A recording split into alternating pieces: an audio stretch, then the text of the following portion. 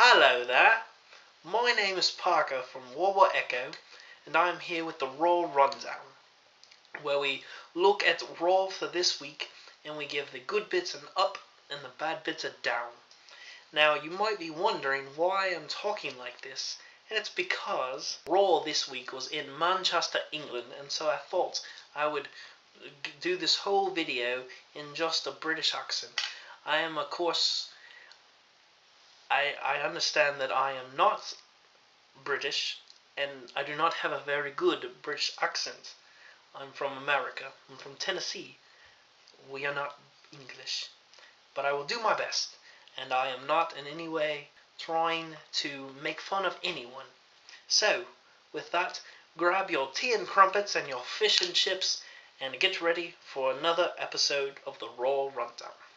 Yeah, so I realized that I can't actually do this in a British accent for the whole video. So I hope you at least enjoyed the intro. Maybe Zach can do a better job tomorrow. He probably won't be able to. But anyways, like I said, we're here at the Raw Rundown, so let's get started with the first segment of the night, which was Miz TV with special guest Kurt Angle. I'm giving it up to this. There wasn't anything super special about it. It was mainly Miz talking bad about Kurt and how he hadn't done a great job with stuff, and also blaming him for Strowman attacking him, and then he was mad because he had added Strowman to the Raw team and stuff like that, and Kurt got mad, and then he said that Miz would have to face Braun Strowman later that night in a match. So, all in all, just your normal segment of Miz TV, not anything super special, but okay.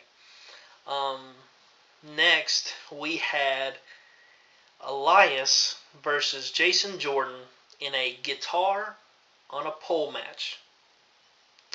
Down. This was awful. There was absolutely no heat. The crowd was very dead. The match was stupid. It was really bad, and they changed the rules of the match because now suddenly it was just whoever grabs the guitar and then uses it on their opponent wins the match. There was no pinfall or anything, and so they kept going after it, and the other one would stop it, and then one of them finally got it down, and then they kept dropping it, and the other one pick it up and then drop it, and then suddenly Jason Jordan hit Elias for the victory. It was not good. It was not a good match. It was very boring, and I hope this is the end for Jordan and Elias in their little feud, because neither of them are doing well in it. Neither of them are getting shown any positive light through it, I don't think. So I'm hoping it's done. But knowing WWE, it's probably far from done. Next, we had Asuka versus a local talent by the name of Stacy Coates. And I'm giving this match a down as well. Like I said last week, I'm not a fan of bringing in a local talent and then squashing them with a person to try and build them up. I don't think that really works unless your name's Braun Strowman. And Asuka's name isn't Braun Strowman. It's Asuka. Hence why I called her Asuka. Anyways, and it just wasn't enjoyable. Asuka hit her with a few kicks, and then she hit her butt against her, and then started hitting her own butt and prancing around a little. That's weird. And then she put her in the Asuka lock, which to me doesn't seem like a very devastating submission. And she won in just less than a minute, it seemed. It was, or no more than a few minutes, 3 minutes tops. Not good. I'm disappointed so far with how they've used Asuka on the main roster. Hopefully it does get better from here. After the match, we had Alicia Fox come on the Titantron, and she was stupid again. She was so just unbelievably dumb. I can't even begin to explain how idiotic Alicia Fox is. And she announced in her stupid captain voice that Asuka is now a member of Team Raw on the Women's Survivor Series match. And apparently Asuka didn't give a crap because she didn't even stop and acknowledge the Titantron at all. She just kept prancing around all happy and dancing to her music. I don't know. It was dumb, but so the whole thing is just getting just a huge down. It was awful. We do go back up into up territory, though, because we had Samoa Joe, who was going to face against Titus O'Neil. Titus O'Neil comes out with Apollo Crews, and they are both attacked from behind by Samoa Joe. And Joe takes out Apollo really quickly, and then goes and puts on the Kimura lock thing on Titus O'Neil, and he apparently passes out. I'm giving this whole thing an up. I thought this was really good because honestly, no one wanted to see Titus O'Neil versus Joe, so I'm glad that we avoided that. And then it made Joe look strong, and which that's good. So that's getting up. Then we had Joe got to the ring and he got on the mic and said, "It doesn't matter who it is, if they're strong like Titus, even though Titus isn't very strong, and then or if you're athletic like Apollo, I'm still gonna beat you, and I want some real competition." You know, he's done like Braun Strowman now. So he's like, whoever wants to come out, come and face me. And Finn Balor came out. Of course, Finn and Joe had an excellent feud in NXT a couple of years ago, and their match here was really, really good. It did go to a no contest, a double countout, which I thought was a bit dumb, but that reasoning was explained really quickly because we did have Kurt Angle come out after they started brawling, and the referees and security guards came and separated them. Kurt Angle came out and said that he wanted people like Finn Balor and Samoa Joe on his team for Survivor Series, so they were both added to the Survivor Series team. So we're looking at Kurt Angle, Braun Strowman, Finn Balor, and Samoa Joe at this point on the team. And the match and that segment after is getting a big up. Especially like after that too, Finn Balor is like, "No way, I ain't done with this dude," and he goes flying, the best leap I've seen in a while, and just takes out Joe again. It was great. I do wonder if this will bring any sort of trouble for the Raw team at Survivor Series. Hopefully they can get their bad blood out beforehand, but knowing WWE, it probably won't happen. Next, we had a segment that I can't really give an up or down for because I don't know how I feel about it. Angle was backstage and he was on the phone, I think, with Daniel Bryan, wanting to talk to him, but Daniel wouldn't pick up, and so we had Jason Jordan come in, and he was talking about, Angle was talking about how great Jason did, and that was a really good match, and he said that he needed Jason Jordan on the Survivor Series team, and so he was making that decision, and he was putting him on the team, which was really interesting. I wasn't really expecting it, just with how Jordan's been booked lately. Like, I don't know, I don't know why I wasn't expecting it, because it's kind of obvious, but I don't know, I wasn't thinking about it for some reason. And so, I mean, I don't think it's that great, but Jason Jordan's a good competitor. I don't know. We'll see what happens at the match, but for now, I just can't give an up or down to the decision. So we do have the full Men's Survivor Series team, and by the end of the night, we will have 4 of the 5 of the Women's Survivor Series team, which is cool. But next, we have the very segment that did give us that information for who was going to be added to the women's team. We had a tag match between Nia Jax and Alicia Fox versus Bayley and Sasha Banks. This match was one of the worst matches I've ever seen. I I didn't even have any hope at all for this match. I knew as soon as I saw the match, I knew it was getting a down. I knew it. I had zero hopes at all, and they still let me down. How does that even happen? How does one get disappointed by something they knew wasn't even going to be good? That doesn't make any sense. It literally defies all possibilities. But this match was so atrocious that it defied the possibility of disappointment. Like, I don't even understand it. I need some kind of scientist to come and explain how this works. I don't know. I want to give it like 50 downs. Like, just start with the down meter. Just right now, just keep adding as long as I'm talking. Like, we're getting downs. Yep, more. Yep, that's good. It's not enough yet. Nope. Nope. Nope. Nope. More and more. This match sucked. This was awful. Nia Jax, you're getting your own down. You suck.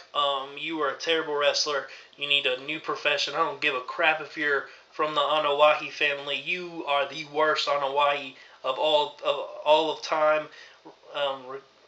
All them. Like, how can you have someone greats like Roman Reigns, like the Usos, like The Rock, and then you've got freaking Nia Jax? Like, that doesn't even work. Like, she is so slow in the ring. She is so just bad at all her moves. Like, she went for like an elbow drop. Oh, God, it was, oh my Lord, it was just the worst thing I've ever seen.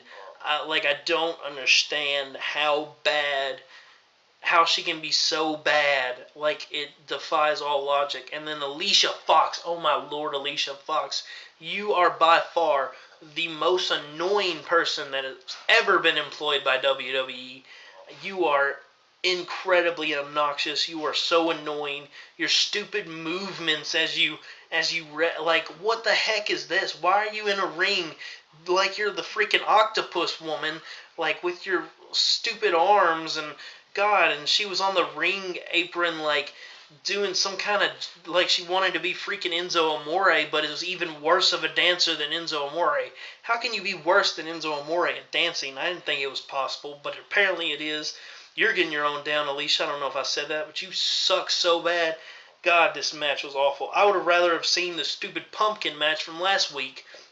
And we all know how much sucky that had. God, sucky's not even a word. Now I've used it as an adjective. Like, or a verb. I don't even know. I can't even English anymore. This match is so crap. Oh, God. Like, this is the worst part of any Raw ever of all time. Like, God, you're all awful. And then afterwards, Alicia's just adds to her stupidness. I don't know. She is like, she gets they lose, obviously, duh. And then she gets beaten by Sasha, taps out like I can't even say that word. This is a PG channel. I don't even cuss. Why am I'm wanting to cuss. That's how bad this match was. I don't even cuss. God. And then, so she gets on the mic and she's like, her voice, like, I don't, gosh, she's like, Banks! Like, she calls her like Boss Banks. That's not her freaking name. Her name's Sasha Banks. Like, God, you're so stupid. And she's like, I need you on my team. I want you on my team. You're so stupid, God. Like, so Sasha Banks on the team now, but Bayley's not. So that leads to something. Who cares about that though? Because Bayley sucks too. God, and like, why are we still worried about Bayley? Like, she's crap too. Like, she's less crap than those craps, but a crap's a crap. I don't know. It's just, she's not quite as stinky as of a crap as those other craps, but you know, crap's a crap. A crap's a crap. I'm so, God, I just want to get on to something good. So I'm going to do such a thing, and that's because next we had Braun Strowman, and he's always great. He's like the ultimate, like, pooper scooper. Whatever crap comes before him, you don't care because Strowman's next, and that's all that matters. Strowman versus Miz gets it up. Strowman's awesome. Miz is cool too, but Strowman's all that matters here. Yeah, it was basically a beatdown. Miz got like no offense. Then he, like, Braun had the match won. Then he just decides, you know what? those two idiots on the side there, I'm gonna beat them up too. Like, they were turned around. They weren't even gonna like try and help him or anything. It was great, and so that was fantastic. Then Kane came out. Yeah, that's a thing. And then Kane and Braun went back and forth a little bit. Braun gave his like slam thing, and then Kane sat up because Kane does that. He likes to sit up. You think that he'd have less of a pot belly with all the sit-ups he does. You would think that would make more sense. Weird. And then and then Braun like threw him out of the ring, and then he just disappeared. And then Braun, like, the match went to, I guess Strowman technically won because Kane attacked him. So I guess Strowman got that win. So hopefully that gives him a title shot after Survivor Series is over. That'd be nice. Strowman just needs to be a champion. I don't give a crap. Give him the Cruiserweight Championship. Then I might actually talk about the Cruiserweight division, which I'm not going to. But if Strowman was Cruiserweight Champion, then that would be really nice. I know it defies like all logic and stuff, but yeah, that'd be good. Then we had the Shield versus the Bar in the main event. A really good match. And then we had a crazy thing that happened. It was funny. Me and Zach actually called it. We called a lot of things on this card though, but we called it that that the Shield was going to lose the titles and then face the New Day at Survivor Series, which it looks like that's what's happening. New Day came out and they were talking. It was weird because they went to the Titantron showing all the Raw people coming out, so we like missed a lot of what the New Day was saying because of the noise that the Raw people were saying, making backstage. So that was a little weird, but all the Raw people come out and they think that all of SmackDown's going to invade, but then the New Day was just like, "Ha, psych, it's just us," and they ran out, and then Rollins got a bro kick from Sheamus, and the Bar won, and they are now three-time Raw Tag Team Champions. Well, you know what's crazy? Michael Cole or Booker T, probably Booker T because he sucks. One of them said that Sheamus and Cesaro were two-time Raw Tag Team Champions, and I was thinking that doesn't sound right. Then as soon as I said it, because why would I trust the commentaries? I was like, no, they won and then lost and then won again and then lost and then won again. So that makes 3. They don't know how to add. But so that's cool. I'm going to bet that Gable and Benjamin win tomorrow because I don't know. I just can't see the Usos versus Cesaro and Sheamus for some reason. I don't know why. Not that I can really just see Benjamin and Gable. Like I'm predicting the future. I can see it. I don't know. We'll see. And that was Raw. And despite the utter suckfest that was that women's tag team match earlier, it ended up being a pretty evenly matched Raw with 5 ups, 5 downs. We got those tons of extra downs that they were just bonus downs. Really good. Like, man, that tag match was an abomination. Like, positive thoughts. Strowman! Yeah. And Roman Reigns will be back next week. That'll be interesting. Wonder how bad he'll get booed. It'll be interesting because most times when people come back from injury or illness or something like that, they get cheered and it's more opportunity for them to be face. But this is Roman Reigns we're talking about, and he is an enigma. But he's also part of the Shield, but they also still hate him. But he's the favorite of the company. Oh yeah, that's why they hate him. I don't know. We'll see what happens next week, and to make sure you don't miss what happens next week, make sure you subscribe to the channel so you don't miss any of the Raw rundowns, and also SmackDown surveys, which come on the night after the Raw rundown. And then, of course, we have all of our pay-per-view stuff with predictions and reactions and all that jazz. So make sure and check all that stuff out.